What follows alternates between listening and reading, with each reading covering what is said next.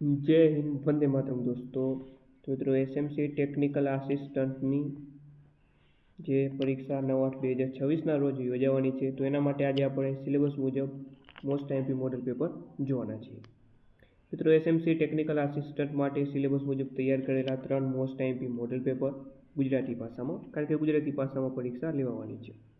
તો આ 3 model paper જો તમે પરચેસ કરવા માંગતા હો તો આ પીડીએફ સ્વરૂપે આવશે। તો અને આ પેપરની પીડીએફ મેળવવા માટે તમારે આ 63 520 79 42 આ નંબર ઉપર 50 રૂપિયાનું પેમેન્ટ કરીને આ જ નંબર પર તમારે વોટ્સઅપ પર સ્ક્રીનશોટ મોકલવાનો રહેશે। જેવું પેમેન્ટ કરશો એવું તરત માત્ર 2 મિનિટમાં આ પીડીએફ સ્વરૂપે સંપૂર્ણ સોલ્યુશન સહિત તમને આ પીડીએફ વોટ્સઅપ પર મળી જશે। ઓકે, વધારે જાણકારી માટે હેલ્પલાઇન નંબર આપેલા છે, તમે કોલ કરી શકો છો। તો મિત્રો અવશ્ય આને પરચેસ કરી લેજો, તમને પરીક્ષામાં 100% કામ લાગશે। ચાલો મિત્રો શરૂઆત કરીએ। ક્વેશ્ચન નંબર 1 છે, કેમેરા દિવાલનું મુખ્ય કાર્ય શું છે? તો જવાબ આવશે મિત્રો આની અંદર ઇન્સ્યુલેશન। નીચેનામાંથી કયું મુખ્ય સામગ્રી છે જે ઈંટના કામને મજબૂત બનાવવા માટે ઉપયોગ થાય છે? તો એ છે સ્ટીલ। ઈંટના કામમાં મજબૂતીનો હેતુ શું છે? ઈંટના કામમાં મજબૂતીનો હેતુ શું છે? તાણ શક્તિ સુધારવા માટે। એક માનક કેમેરા દિવાલની લઘુત્તમ થિકનેસ શું છે? તે હોય છે 250 મીમી। ત્યારબાદ છે કે ભાઈ રેઇનફોર્સ્ડ ઈંટની દિવાલના લક્ષણ શું છે? તે મજબૂતી માટે સ્ટીલ બારની ઉમેરી કરતું છે। ઓપ્શન બી અહીં રાઈટ આન્સર રહેશે। ચૂનો પાણી સાથે પ્રતિક્રિયા કરીને શું બનાવે છે? ચૂનો જ બનાવે, બરોબર। પાણી સાથે પ્રક્રિયા કરીને ચૂનો બનાવશે। જો અસર પરીક્ષણમાં પથ્થરનો કઠિનતા સૂચકાંક હોય તો પથ્થર ઊંચો કહેવાય? 19 થી વધુ। ચૂનામાં પાણી ઉમેરીને તેને હાઇડ્રેટેડ ચૂનામાં રૂપાંતરિત કરવાની પ્રક્રિયાને આ રીતે ઓળખવામાં આવે છે, તો એને શું કહેવાય? એને સ્લેકિંગ કહેવાય। હાઇડ્રોફોબિક સિમેન્ટ એસઆઈ કોડ સાથે સંબંધિત છે? કયા એસઆઈ કોડ સાથે સંબંધિત છે હાઇડ્રોફોબિક સિમેન્ટ? તો આઈએસ, ઓકે, આઈએસ જે છે 8043/1991। ઇમારતના બાંધકામ માટે વપરાતા સારા પથ્થરની કચડી નાખવાની શક્તિ ખાલી જગ્યા કરતાં ઓછી ન હોવી જોઈએ? 100, ઓકે, 100 કરતાં ઓછી ન હોવી જોઈએ। કેટલા? 100 કરતાં ઓછી ન હોવી જોઈએ। ખાલી જગ્યાનો ઉપયોગ મોર્ટાર દબાવવા અને તેને એકસરખી રીતે ફેલાવવા માટે થાય છે। લોડ્સ। સિમેન્ટ કોન્ક્રીટ પવમેન્ટમાં ટાઈ બાર કયા સાંધામાં જોવામાં આવે છે? સમાંતર સાંધામાં। રેપિડ ક્યુરિંગ બિટુમેન કોના સાથે મિશ્રણ કરીને બનાવાય છે? પેટ્રોલ સાથે આવશે। વરસાદી ઋતુ દરમિયાન બિટુમેન માર્ગ પર પેચ સમારકામમાં નીચેનામાંથી કયું મટીરીયલ વપરાય છે? ઇમલ્શન। બિટુમેન ગ્રેડ શું સૂચવે છે? પેનિટ્રેશન વેલ્યુ સૂચવે। જ્યારે બે ફૂટિંગને કોઈ કેન્ટિલીવર બીમ વડે જોડવામાં આવે તો તેને શું કહેવાય? તો એને સ્ટેપ ફૂટિંગ કહેવાય। Step footing. ડીપીસીનું પૂરું નામ જણાવો। ડીપીસી આનું પૂરું નામ છે damp proof course. Dutch bond એ ખાલી જગ્યાનો પ્રકાર છે? ઇંગ્લિશ બોન્ડનો। પબ્લિક બિલ્ડિંગમાં સીડી અંદરનું સ્થાન ખાલી જગ્યાની નજીક હોય છે? પ્રવેશ દ્વારની નજીક, ઓકે, એન્ટ્રી ગેટની નજીક। કાસ્ટ આયર્ન પાઇલ ખાલી જગ્યા માટે યોગ્ય છે? ભારે વર્ટિકલ લોડ સહન કરવા માટે। આર્કમાં લાઇન અને આંતરિક વળાંકના ઉચ્ચતમ બિંદુ વચ્ચેનું અંતર ખાલી જગ્યા તરીકે ઓળખાય છે? તો એને કહેવાય રાઇજ। સારી ગુણવત્તાવાળા પથ્થર ખાલી જગ્યા કરતાં ઓછામાં ઓછું પાણી શોષે? 5% કરતાં, ઓકે, 5% કરતાં ઓછામાં ઓછું પાણી શોષે છે। નેક્સ્ટ, પોલીવિનાઇલ ક્લોરાઇડ એટલે કે જે પીવીસી, ઓકે, પીવીસી એ નીચેનામાંથી કયું મટીરીયલ છે? તો એ થર્મોપ્લાસ્ટિક છે। થર્મોપ્લાસ્ટિક। રેક્ટેન્ગ્યુલર એટલે કે લંબચોરસ કોલમમાં મુખ્ય બારની ઓછામાં ઓછી સંખ્યા કેટલી હોય છે? 4 સળિયા હોય, 4 સળિયા. ચાલો, A3 સીટની ટ્રીમ સાઇઝ ખાલી જગ્યા mm છે. તો જવાબ આવશે 247 બાય 420. ક્ષેત્રોની સીમાઓ જેવી વધારાની વિગતો નક્કી કરવા માટે વપરાતા સર્વેક્ષણને શું કહેવામાં આવે છે? તો તેને કહેવાય છે ડેડ સ્ટ્રલ સર્વેક્ષણ.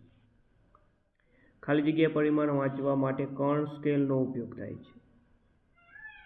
તો 3 પરિમાણ. ઓકે, 3 પરિમાણને વાંચવા માટે કણ સ્કેલનો ઉપયોગ થાય.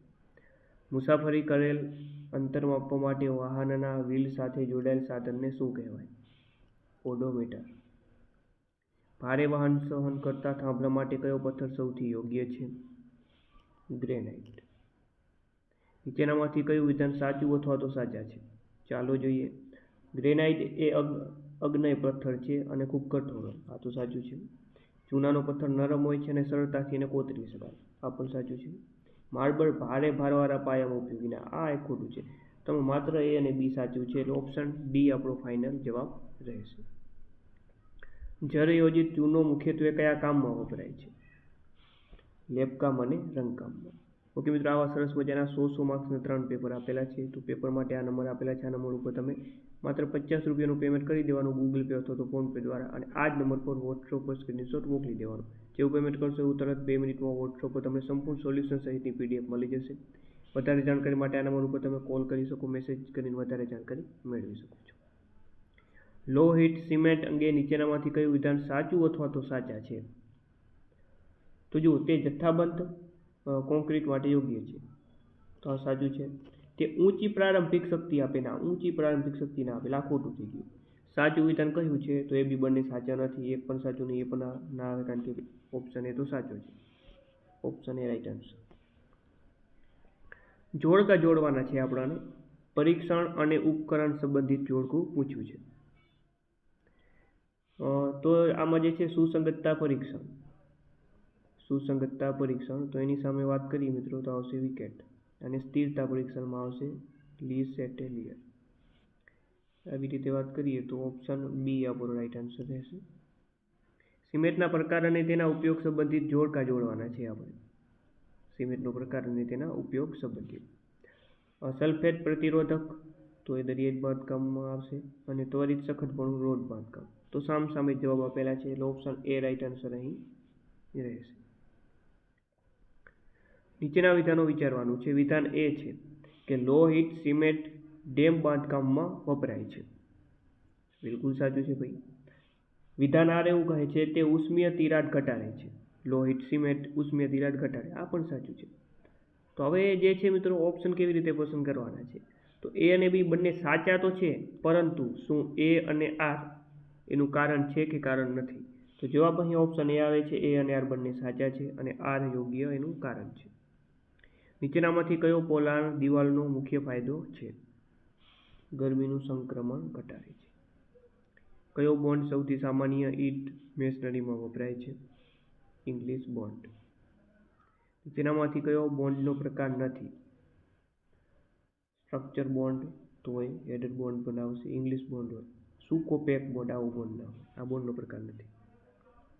એક માળિયું રહેણાંક ઇમારતમાં ઈંટની દિવાલની લઘુત્તમ જાડાઈ કેટલી હોવી જોઈએ? 200 mm. વર્ગખંડોમાં આંખોને આજી દેતા સૂર્યપ્રકાશને ન્યૂનતમ કરવા માટે કયું અભિમુખન એટલે કે ઓરિએન્ટેશન યોગ્ય છે? ઉત્તર. નીચેનામાંથી કયું કુલ પાણીની માંગનું ઘટક નથી? તો એ જવાબ આવે વરસાદની માંગ. ઘરેલું પાણીની માંગ મુખ્યત્વે શેના પર આધાર રાખે છે? આબોહવાની પરિસ્થિતિઓ અને આદતો પર. અગ્નિશમન માંગ માટેના ફ્રીમેનના સૂત્રમાં અગ્નિશમન માંગ કોના સમપ્રમાણમાં હોય છે? વસ્તીના સમપ્રમાણ. પ્રમાણભૂત પ્રથા મુજબ વ્યય અને બગાડની પરવાનગી પાત્ર ટકાવારી અંદાજે કેટલી હોય છે? 5%. મહત્તમ દૈનિક માંગ સામાન્ય રીતે કેટલી લેવામાં આવે છે? સરેરાશ દૈનિક માંગના 2.5 ગણી. સોરી, 2.5 નહીં, પણ શું આવશે? 1.5 ગણી, 1.5 ગણી. પાણીની માંગને અસર કરતા પરિબળો અંગે નીચેનામાંથી કયા વિધાનો સાચા છે? તો પાણીની માંગને અસર કરતા પરિબળો આબોહવા પણ આવે, જીવન ધોરણ આવે, વિતરણ પ્રણાલીમાં દબાણ પણ આવે, તમામ આવે. Option D 1, 2, 3. ઇમારતની આસપાસ પ્રકાશ, હવા અને અગ્નિની સુરક્ષા માટે ફરજિયાતપણે છોડવામાં આવતી ઓછામાં ઓછી ખુલ્લી જગ્યાને શું કહેવામાં આવે છે? સેટબેક. ભોંયતળિયાના સ્તર પર દિવાલોને બાદ કરતા માનવામાં આવેલો વિસ્તાર કયા નામે ઓળખાય છે? કાર્પેટ વિસ્તાર.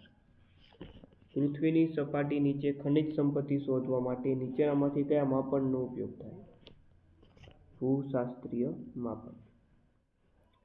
ખીણો, નદીઓ, સરોવરો વગેરે જેવી પ્રાકૃતિક વિશેષતાઓ નક્કી કરવા માટે સર્વેક્ષણને પ્રાધાન્ય આપવામાં આવે છે.